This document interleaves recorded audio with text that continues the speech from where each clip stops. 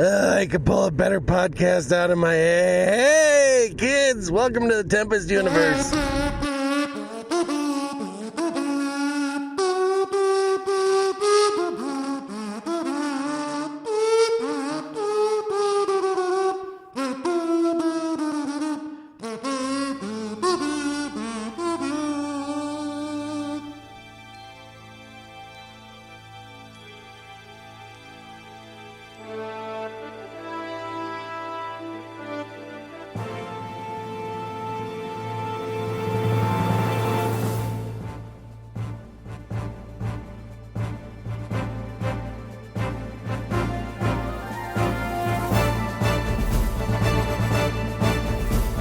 This is the Tempest Universe, man. Hold on to your ass. You're in for a hell of a ride. I just took this sip from this really oaky whiskey. It is so good. Welcome to Hump Day. Hump Day on the Tempest Universe. And I don't know, man. I'm feeling like, did I really just survive Hump Day? Like Monday through Friday? Did I really survive that? I mean, I feel like I almost didn't. It's the craziest week ever. What the hell's going on? 2022 is the new dumpster fire, but it really is this. It's like one surprise after another. Like we thought we left many of these things behind, you know, like Devastator Cron and you know the Wuhan flu, all that stuff. There's an article today where you should be happy. If you have certain conditions, you should be happy that you get the booster. I'm just saying. I just got to throw that out there. But we'll get to that later on. But, you know, it's funny because I'm looking around. I'm trying to figure out what happened with the Greeks, you know, whether or not they screwed up with their whole Deltacron variant. And the weird thing is that I'm coming across other crazy stuff, like the article we have today. But, you know, on top of that, I also came across an article that said Dr. Fauci, he's the one who created COVID-19. Really? That's where we're going now? There's just some conspiracies I can't deal with. Like, that would be like, you know, mind blown. Yeah, there should be some anarchy going somewhere. So someone should take something over. Someone should storm. You know, I'm not going to say the place because it happened last year, so I'm not going to say it. But still, some conspiracy theories I could do without. That would be one of them. Could you imagine little old Dr. Fauci over there scheming away, dropping all kind of variants of the COVID-19 on people? I don't know. It's just a shocker to me. It really is. I've tried to stay positive for 2022. And so I started working on the TempestUniverse.com because I started it last year, and then it just went to shit. So right now I'm working on it. I'm updating it as I go along. Probably going to spend the next 2 months, you know, adding stuff here and there, making it look somewhat decent. But we'll see what happens. So if you want to check it out, the TempestUniverse.com, and all the episodes will be on there. And I'm actually. This weekend, I'll add all the ones from UFO Buster Radio and try to figure out how to organize it where people can find it. Because those are about to be archived and may not be available, at least half of them, by the end of the year. So, I mean, what can you do? That's just the way it is. We got 4 articles. Bugs is here right next to me. Well, he's about 4 feet away, but he is in a bad position. He's going to have to stretch pretty soon. And listen carefully, because you will hear him break some gas. I guarantee you, because he's been killing me the whole day today. I just don't know. I don't know anymore. I really don't. He even gets special food to help him reduce the gas, and I swear it's horrific. It won't stop. It really won't. But anyway, he'll share that with you guys, I'm sure, along with the snoring. So, as we like to do around here, before we get started with the first article, we play a little bit of music, because I know you guys love it. Check this out.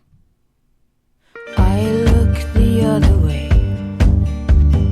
I don't see how it's got anything to do with me. Oh, hurry, I need my beat at any expense. It does doesn't make sense, but every cell in my body eats its protein.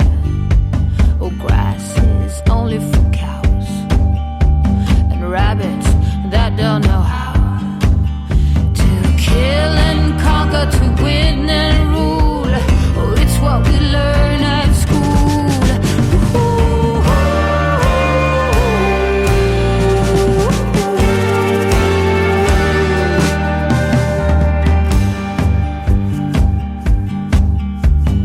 We don't worry about seas. We recycle and sort by source. We've banned all plastic straws, quit smoking. Oh, every paycheck we get, 10% is donated to clean our conscience, and it works out great. Woo-hoo.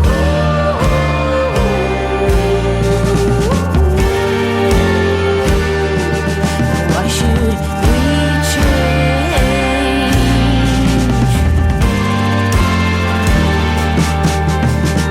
Sleep less, be more efficient. Come on, perform better, climb higher, educate away.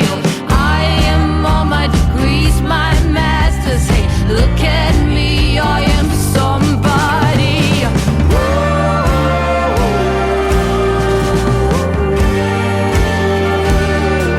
It's what I've learned at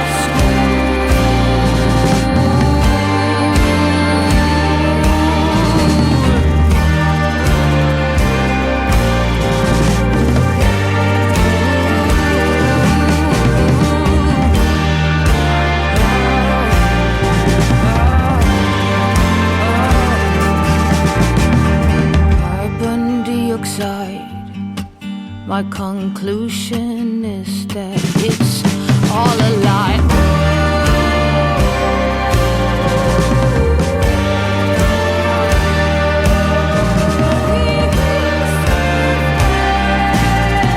Our guns are mine, we're not smart, we will survive. We've got technology, it's not a lie, we will survive. The seas are thriving, we will get back, it's not a lie. The guys are in the live chat right now on Spreaker.com. Green Man and Gamehit. What's up, fellas? And you know, they're talking about this commercial from Trojan that's coming up at the beginning and I think even at the end of the podcast.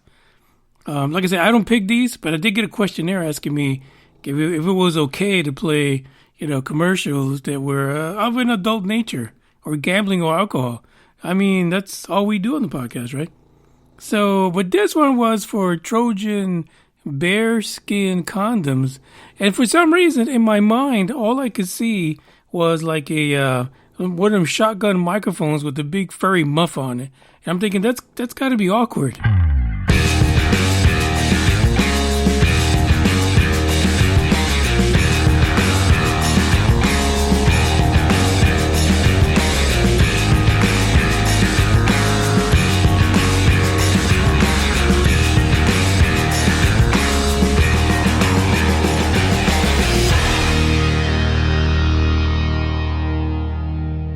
I've said this before, everyone's getting into this alien conversation, alien UFOs, what have you.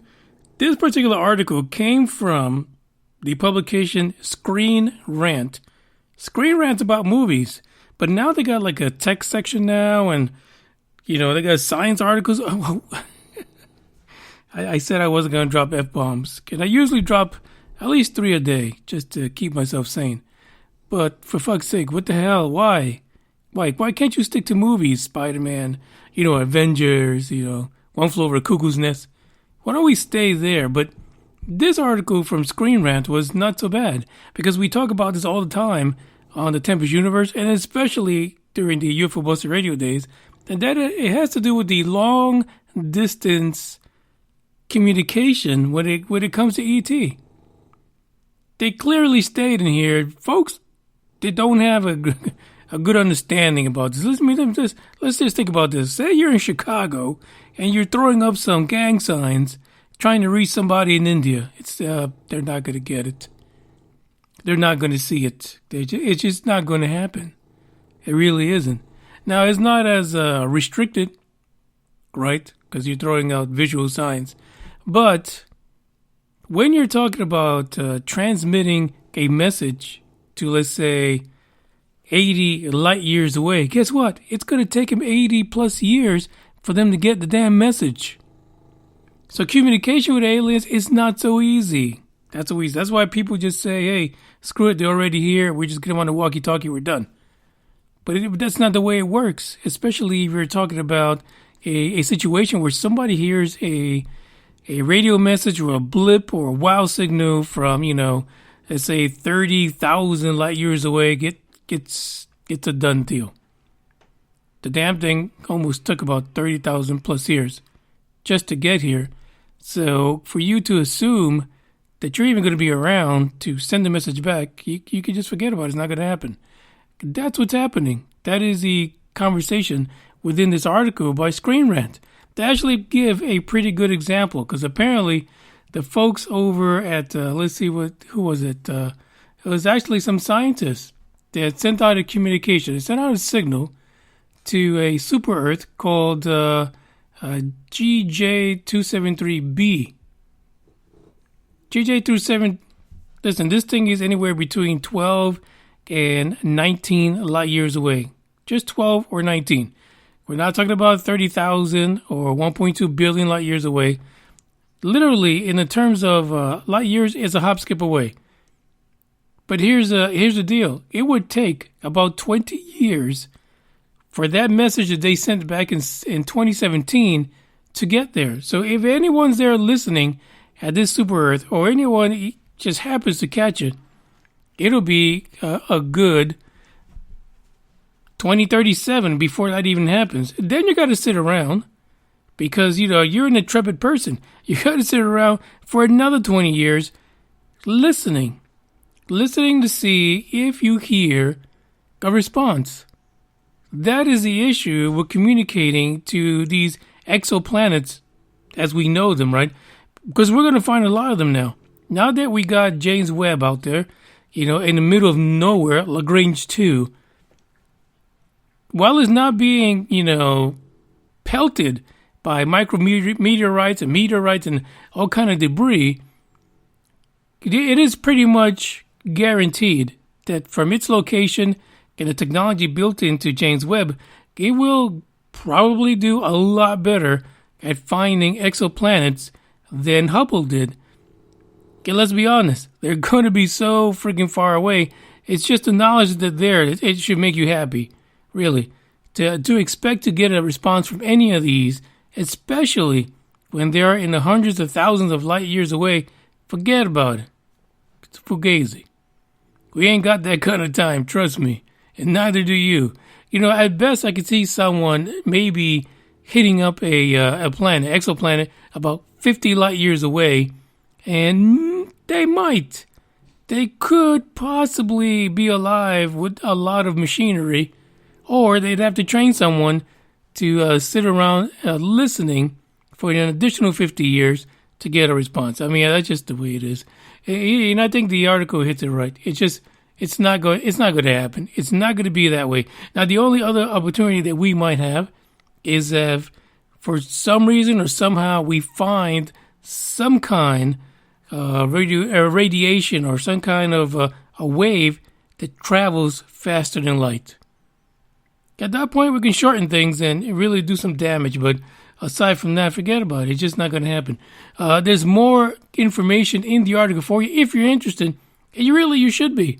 Because while it's exciting to find these really far exoplanets, that's just it. There's not going to be any communication. Even if they were in the Goldilocks zone, a mirror solar system to what we have, you're not going to get any communication to them or any communication back. And if you do, our civilization, our society may be way long gone before there's even an actual exchange. Food for thought. Check this out.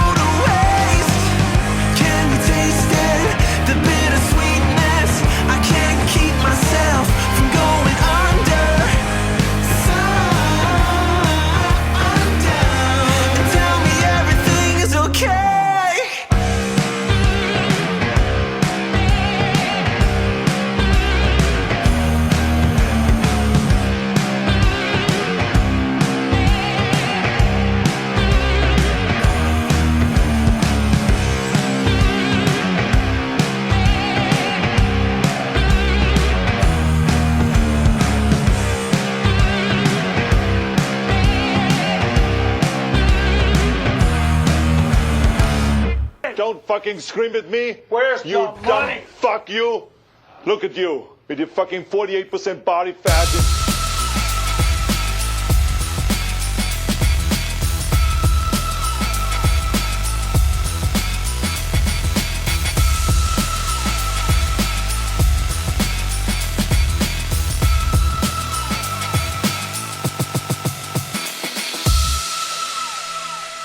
Here's an article titled, I guarded nuclear weapons and saw a yellow orb-like UFO flying over a top-secret U.S. Air Force base.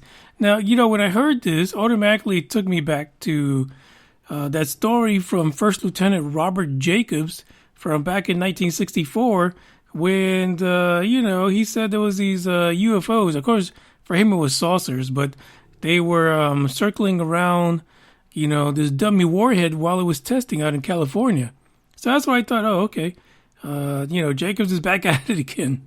He can't get enough of the story. But it's not Jacobs. This actually is a report by Adrian Reister, who is a nuclear weapons technician. He served with the Air Force from 2003 to 2007. Reister served at Whiteman Air Force Base in Missouri, and he was actually part of the 509th Munitions Squadron. So it's back again.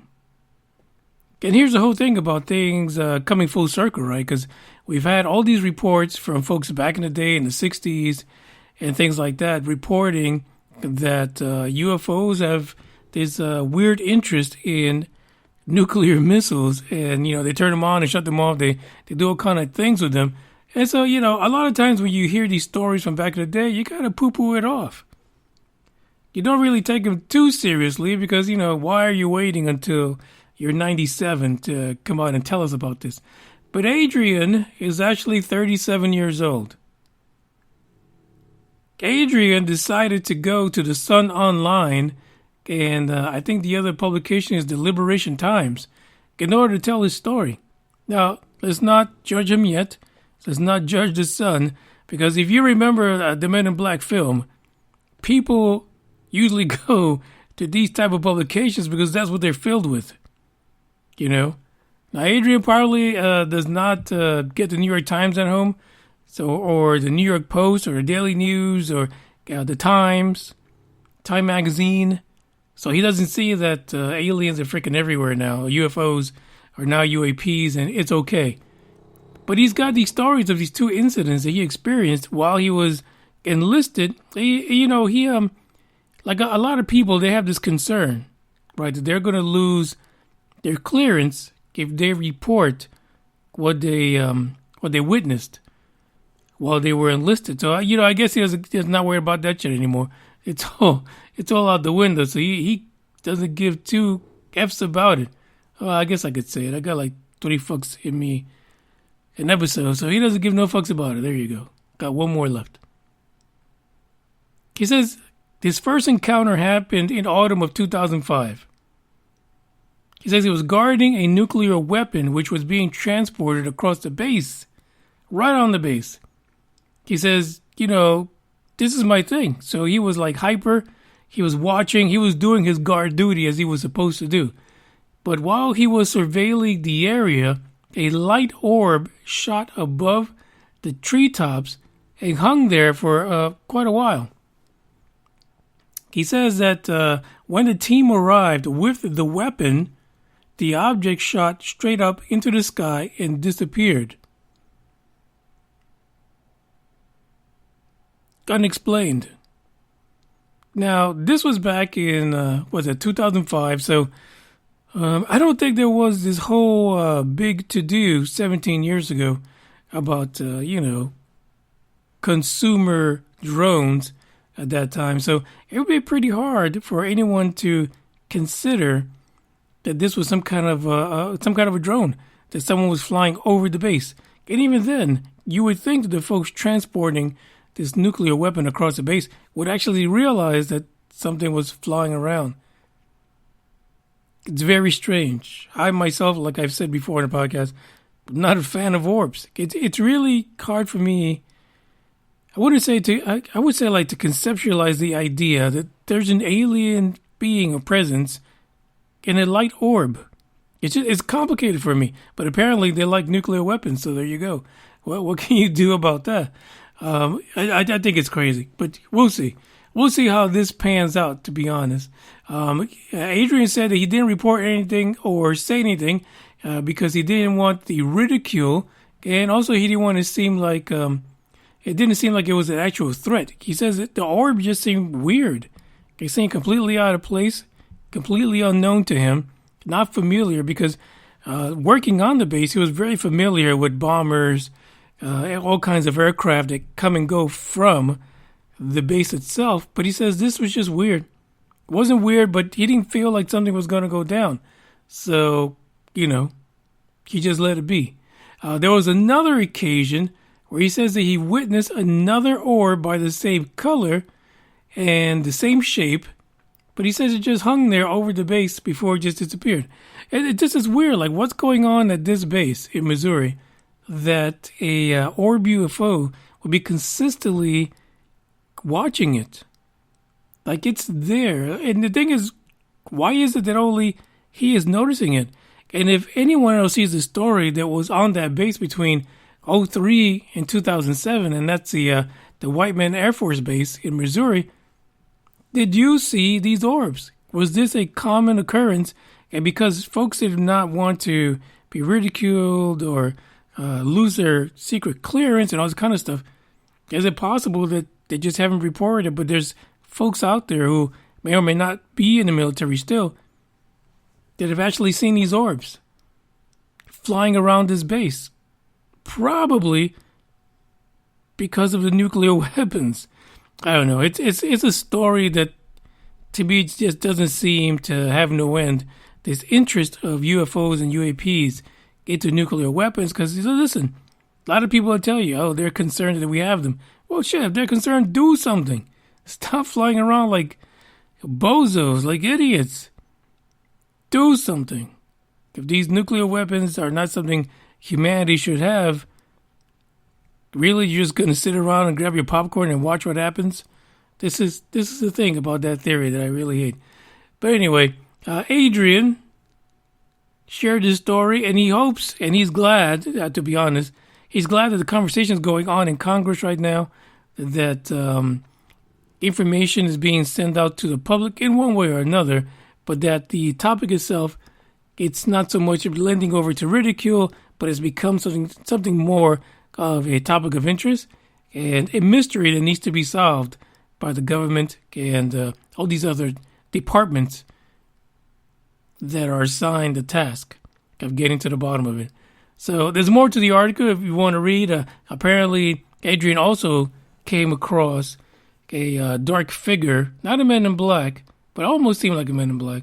But you got to read the article to find out. The link is in the description. Check it out.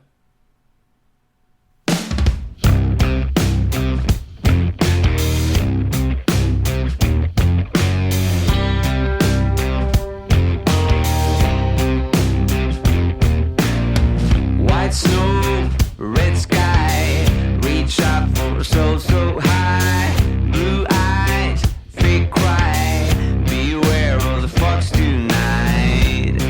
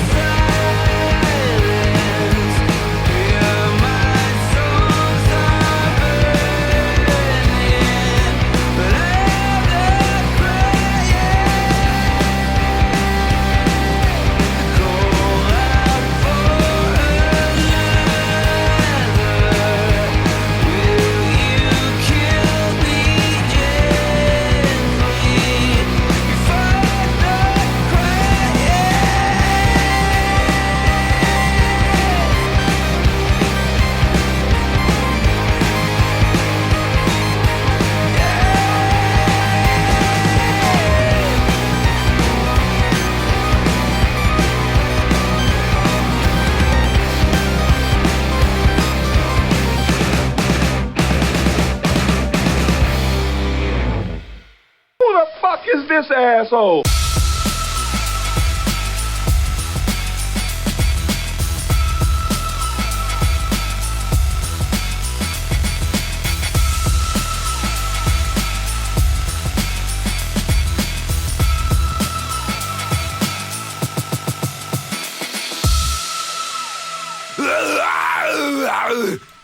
So the next article is finally here. Finally, we have an article where people are talking about the mysterious UFO connected to SpaceX or Starlink or whatever you want to call it, whatever it is. So apparently, on the first Falcon 9 launch, in which SpaceX threw the first 2022 Starlink satellites into space, apparently there was a UFO. There was an unidentified flying object, and just like NASA, as soon as this thing shows up, the feed cuts to something else. Coincidence? Who knows? But this was actually kind of, put out there by a YouTube channel called The Hidden Underbelly 2.0. Now, whenever your ass has a 2.0 behind your name on YouTube, that means they already shut your shit down. I'm just telling you, that's the way it is. It happens all the time, except for, what's that guy's name? You know that guy. Tyler. Except for Tyler in his channel, that shit never came back. Well, I don't know. Maybe it did under another name, but nobody knows. So, this guy's saying, basically, I don't know what it is. He says, and here's a quote from The Underbelly. He says, while the rocket was over our Earth, the object appeared, and then they changed the cameras. One person even opened up a question on the Starlink forum on Reddit asking, can somebody explain what this is? I mean, it looks pretty freaking big. The image for the episode is a clip of that video, and if you look on the left-hand side bottom corner, depending on if I don't know if the damn picture is gonna zoom in or it's gonna be too big, but in the bottom left-hand corner, you see like a ring. It looks like a ring. It's a white ring that just appears in the view of the camera, and then I didn't see the launch, and then apparently it cuts away.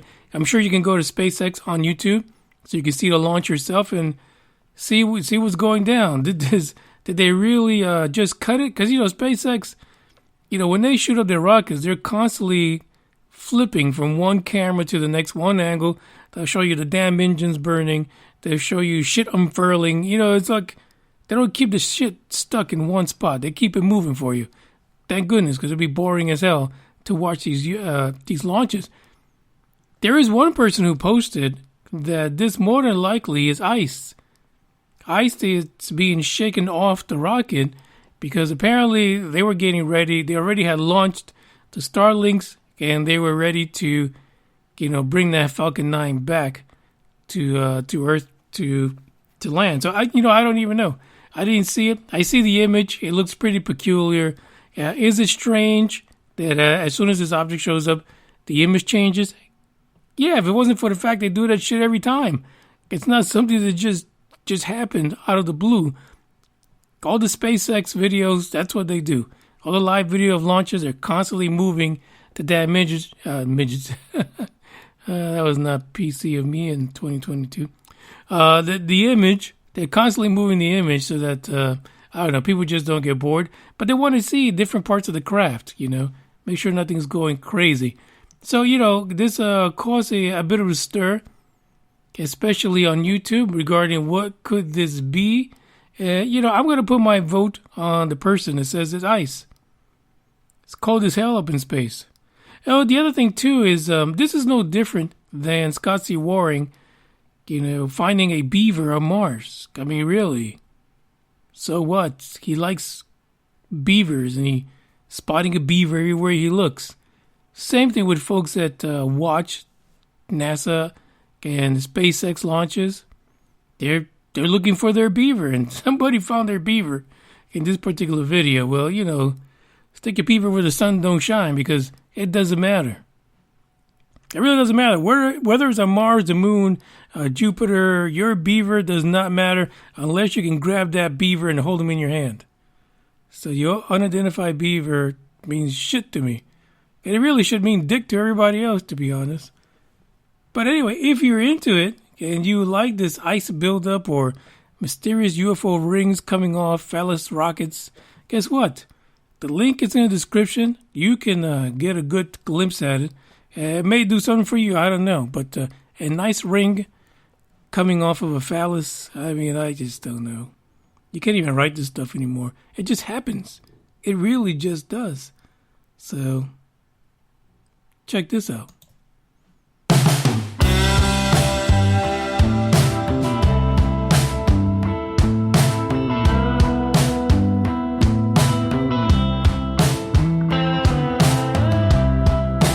I go to bed early and I hope when I wake in the morning I'm someone different.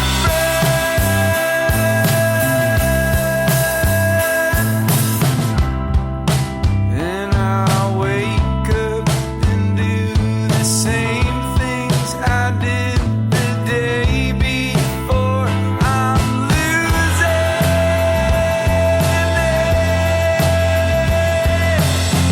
Oh God, please don't let me be this way. I can't breathe, I can't communicate. I find every way to start another day. And how many more cycles before I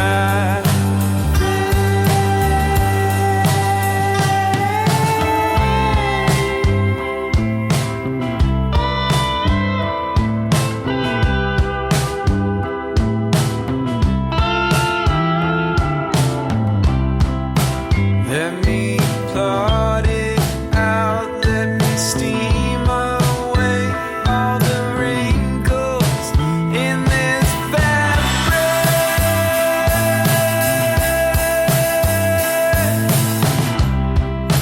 Using a tapestry as a map only leads to pattern recognition.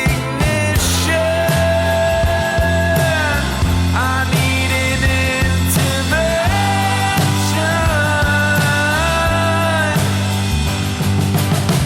Oh God, please don't let me be this way. I can't breathe, I can't communicate. I find every way to start another day. And how many more cycles before I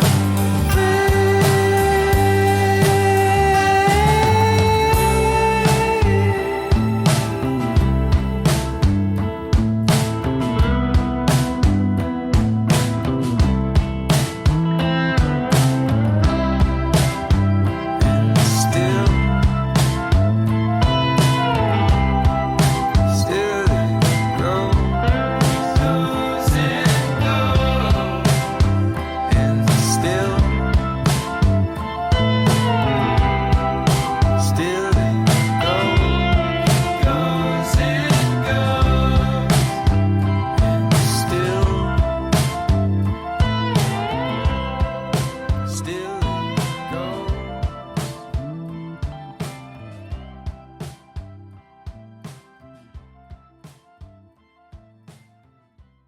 My mom always said life was like a box of chocolates. You never know what you're going to get.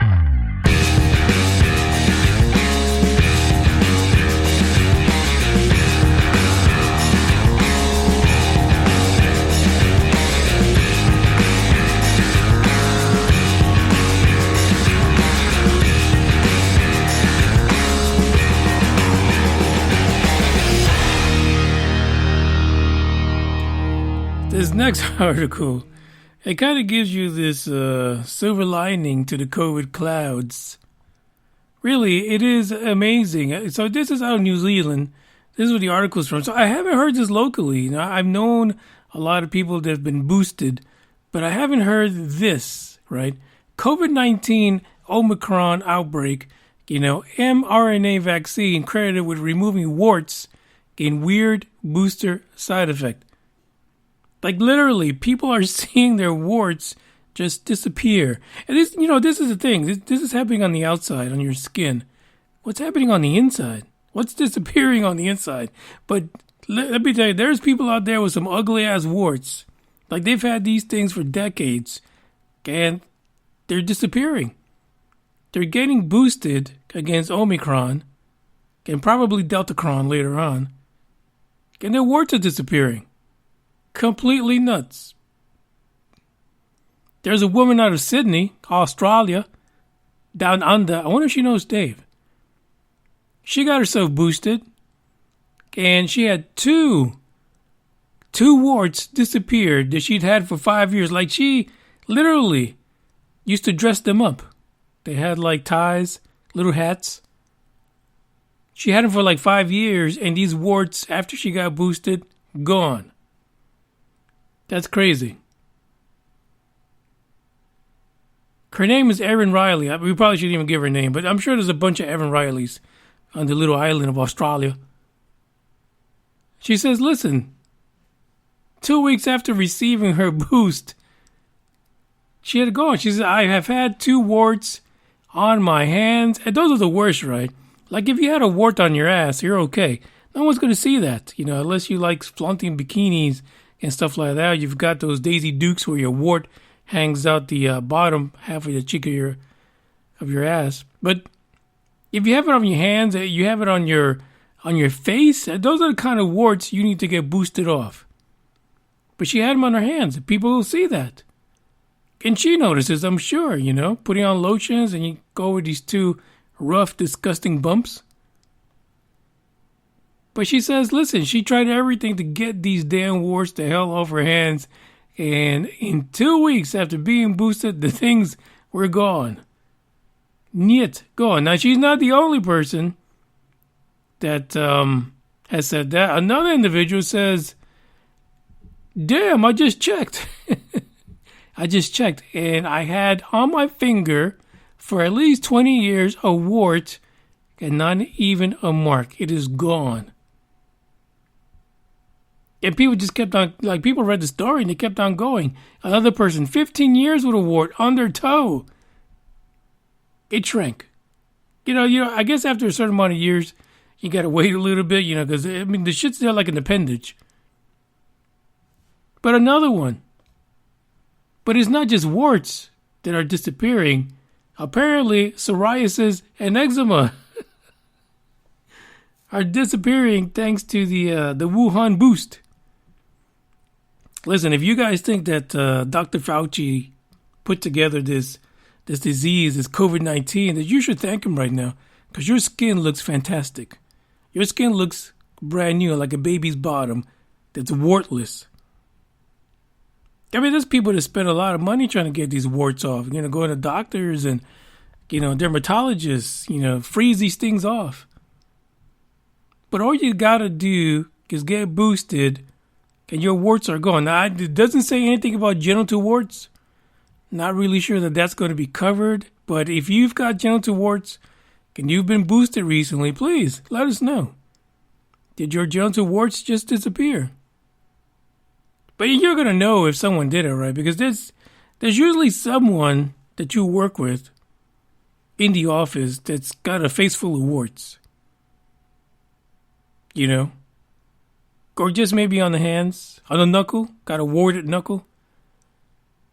And you're going to know because you're going to go to work in about 2 months, finally, face to face, cheek to cheek. And you're going to be sitting there staring at them. What the hell happened to Rob? Rob looks so different. He looks younger.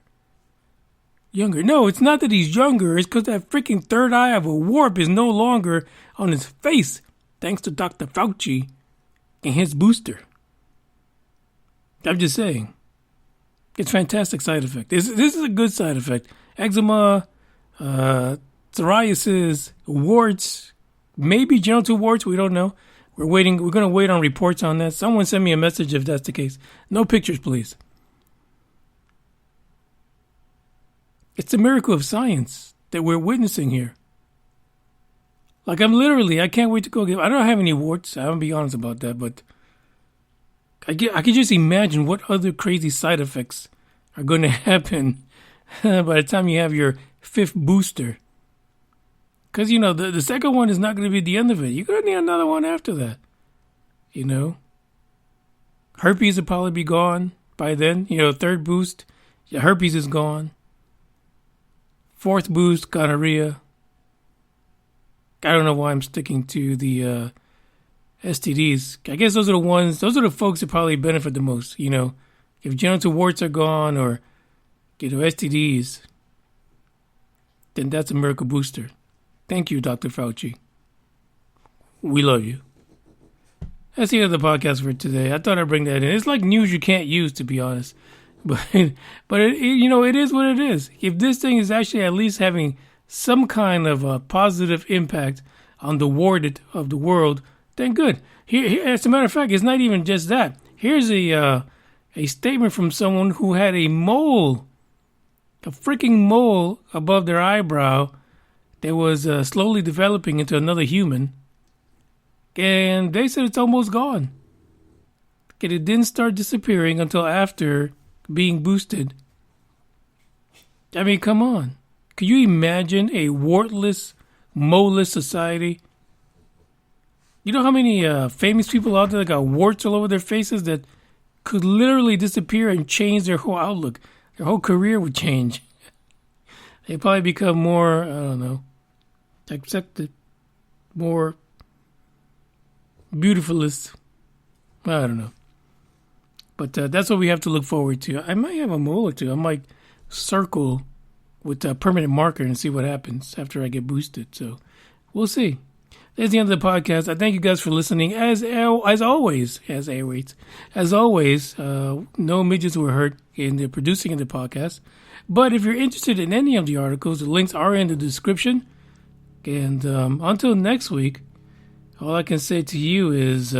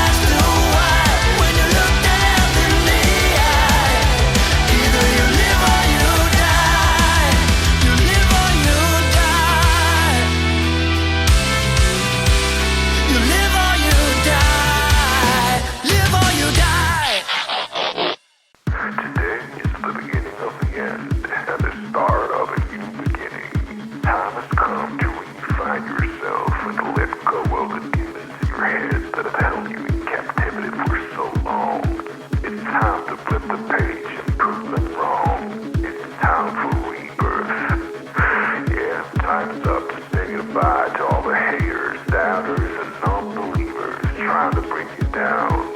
In the blink of an eye, you'll realize that there's so much more to the book than the page you were stuck on. Finally, you will be free to live a life you love living instead of the life you think other people want you to live. Remember, you're the highest authority when it comes to knowing what you want and what you love.